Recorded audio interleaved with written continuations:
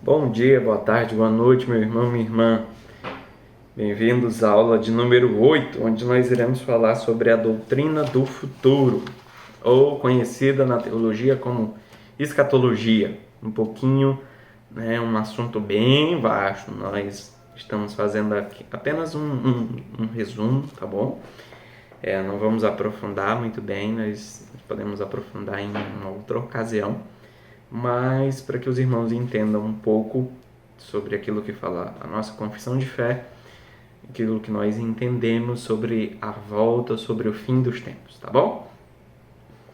Nós cremos, confessamos e ensinamos que Jesus Cristo, com os seus santos anjos, retornará no dia determinado por Deus. A volta do nosso Senhor Jesus Cristo é uma coisa que ninguém sabe. E o próprio Senhor Jesus ele vai dizer lá em Mateus 24:36 o seguinte: mas a respeito daquele dia e hora, ninguém sabe, nem os anjos do céu, nem o Filho, senão o Pai. Então é uma coisa que ninguém sabe, somente Deus sabe, somente o Senhor sabe. Nós não sabemos e nem precisamos ficar querendo descobrir, porque para nós não foi dada essa missão de descobrir quando vai ser a volta do Senhor Jesus. A missão que nos é dada é de estarmos preparados para essa volta, porque ela pode ser, ela vai acontecer e nós precisamos estar prontos esperando o nosso Senhor Jesus. Lá em Atos 1:11, quando o Senhor Jesus ele é elevado aos céus, depois que ele está ali com os discípulos, e aí ele é levado aos céus, os discípulos ficam olhando para cima, vendo Jesus subir e depois sumir. Dois anjos aparecem para eles, para os discípulos, e dizem o seguinte: por que vocês estão olhando para cima? Por que vocês estão olhando? Esse mesmo Jesus que vocês viram subir, um dia ele vai retornar, ele vai descer. E ele retornará. A verdade é essa, o Senhor Jesus vai retornar, o Senhor Jesus vai voltar. Nós precisamos ter convicção disso, queridos irmãos. Jesus Cristo vai voltar de forma pessoal, corpórea, visível e gloriosa, para julgar o mundo, tanto os vivos como os mortos, como reto e justo juiz, e consumar então o seu glorioso reino. O Senhor Jesus Cristo virá, e devemos estar preparados para esse grande dia que o Senhor Jesus virá. Então vamos prosseguir. Lá que diz assim: da morte e do estado intermediário. Nós cremos, confessamos e ensinamos que após a morte, o corpo humano volta ao pó e a sua alma volta imediatamente para Deus que a deu. Isso aqui é um entendimento que muitas pessoas não têm. Muita gente entende que quando a gente morre, nós vamos ficar num estado de inconsciência e depois que nós vamos para o céu. Só que aquilo que nós acreditamos é que quando nós morremos, imediatamente nós vamos para o céu, tá? Ou o ser humano, depois que ele morre, imediatamente ele vai para o seu destino. Seja céu, seja o inferno. Se estiver com Jesus, vai para o céu. Se não estiver com Jesus, vai para o inferno. E a alma retorna, o corpo vai para o pó e a alma volta imediatamente a Deus. A alma do homem não morre e nem dorme, mas sendo do justo é recebida nos céus e já desfruta da glória de Deus e aguarda a plena redenção. E enquanto a alma dos ímpios é lançada no inferno, onde permanece em tormento, aguardando o dia do juízo final. Então, queridos irmãos, isso aqui é uma coisa interessante. Tanto o céu, quanto o inferno, eles não são o destino final, por assim dizer. Por quê? Quando o Senhor Jesus voltar depois de todas as coisas que acontecerem, existe um estado final para as coisas. Existe uma coisa que é a obra completa. O céu, né, nós iremos para o céu, mas quando o Senhor Jesus voltar, depois que todas as coisas estiverem completadas, nós iremos morar na terra. Novos céus e nova terra. É o que diz lá em Apocalipse. Entende? Esse vai ser o nosso lar para sempre. Mas ele vai acontecer depois da volta de Cristo. E isso vai acontecer depois do fim de todas as coisas. E existe também o inferno, que é algo provisório, né? Porque no final, lá em Apocalipse, nós lemos que tanto o inferno, já por seus anjos e todos aqueles que rejeitaram ao Senhor, eles serão lançados num lago de fogo. E esse é o estado final. Entende? Não é o inferno. O inferno e todos os anjos, Satanás, os seus demônios e as pessoas que rejeitaram a Cristo, a morte, todos serão lançados no lago de fogo. E ali será o seu estado final. Ali vai ser eternamente. Mas assim que nós morremos, nós vamos para o nosso destino. No sentido de tanto o céu quanto o inferno. E aí aguardamos a consumação de todas as coisas. Temos algumas referências que tratam sobre a nossa ida imediata, tanto para o céu quanto para o inferno. Quando o ladrão na cruz está ali perto da sua hora, né? Ele fala para Jesus, ele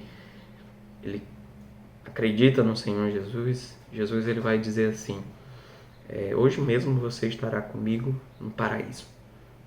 Então, aquele homem, aquele ladrão, ele foi para o céu naquele mesmo dia, né? Porque ele morreu, mas ele creu em Cristo, então ele foi para o céu no mesmo dia. Paulo, ele falando aos Filipenses, lá em capítulo 1, versículo 23, ele vai dizer: estou cercado pelos dois lados, tendo o desejo de partir e estar com Cristo, o que é incomparavelmente melhor. Né? Desejo de partir, ele queria ir estar com o Senhor. Essa é a nossa esperança. Quando morrermos, nós fechando o olho aqui, abrindo os olhos na eternidade. E aí a nossa confissão de fé, ela vai dizer ainda, vai tratar um pouco mais sobre isso, né? Falando a respeito do estado final de todas as coisas, aquilo que eu já falei um pouco. Ele diz assim: cremos, confessamos e ensinamos a ressurreição dos corpos, tanto dos justos como dos ímpios, para a eternidade. O ímpio para o castigo consciente no lago de fogo, lembra aquilo que eu falei? E os justos para a vida eterna na presença de Deus, do Deus Trino, no novo céu e na nova terra. E sobre o juízo final? Nós cremos, confessamos e ensinamos que Deus determinou em sua eterna sabedoria e justiça um dia no qual há de julgar os vivos e os mortos, por meio da justiça de Cristo, para assim consumar toda a história e demonstrar sua glória e justiça. Ele é Deus justo. Deus é justo. E a sua justiça não falha. Chegará um dia em que os ímpios serão punidos por causa da sua impiedade. Eles podem até mesmo não pagar nessa terra, né? Mas irão prestar contas diante do grande juiz. E nesse grande juiz não existe propina, não existe status social, não existe nada disso. Todas as pessoas irão comparecer diante do trono. Nós, que cremos em Jesus Cristo, toda a condenação já foi, já passou. A condenação, né, ela foi embora, foi levada pelo nosso Senhor Jesus Cristo. Depositamos a nossa fé nele e a sua justiça é colocada em nossa conta. E não existe nenhuma condenação para aqueles que estão em Cristo Jesus. mas para aqueles que não confessaram a fé em Jesus, né? Esses irão para a condenação eterna. Nós cremos, confessamos e ensinamos que no último dia a igreja será apresentada diante de Deus como noiva de Cristo, sem mácula, redimida pela pessoa e obra do Salvador, quando ela estará livre da presença e das consequências do pecado, e para todo sempre. Deus será adorado de forma que merece, como o único que é digno de receber todo louvor, honra e glória. Meus irmãos, será um dia onde todo sofrimento vai acabar, onde todo pecado irá acabar, onde nós iremos viver de maneira santa, 100% santa, né? Uma vida sem pecado e uma vida sem consequências do pecado nos assolando. E quem vai fazer com que isso aconteça é o próprio Senhor Jesus Cristo. Ele é quem está trabalhando em sua noiva para o grande dia, para o casamento, né? Da igreja, a noiva de Cristo, e Jesus Cristo, o noivo. E essa junção, ela será para toda a eternidade. Nós poderemos nos alegrar diante do Senhor Jesus, nós vamos adorar ao Senhor Jesus. Uma vida perfeita, uma vida perfeita. É isso que nos aguarda, meus irmãos. Isso é a bênção que nos aguarda. Que possamos nos alegrar, né, nessa verdade, entendendo que aquilo que nos espera é muito melhor do que qualquer coisa nessa vida. É muito, muito. Apocalipse capítulo 21, versículo 1 diz assim: E vi no novo céu e na nova terra, pois o primeiro céu e a primeira terra já passaram, e o mar já não existe. Vi também a cidade santa, a nova Jerusalém, que descia do céu da parte de Deus, preparada como uma noiva enfeitada para o seu noivo. Então ouvi uma voz forte que vinha do trono e dizia: Eis o tabernáculo de Deus com os seres humanos. Deus habitará com eles. Eles serão povos de Deus, e Deus mesmo estará com eles e será o Deus deles. E lhes enxugará dos olhos toda lágrima, e já não existirá mais morte, já não haverá luto, nem pranto, nem dor, porque as primeiras coisas passaram. E aquele que estava sentado no trono disse: Eis que faço novas todas as coisas. E acrescentou: Escreva, porque estas palavras são fiéis e verdadeiras.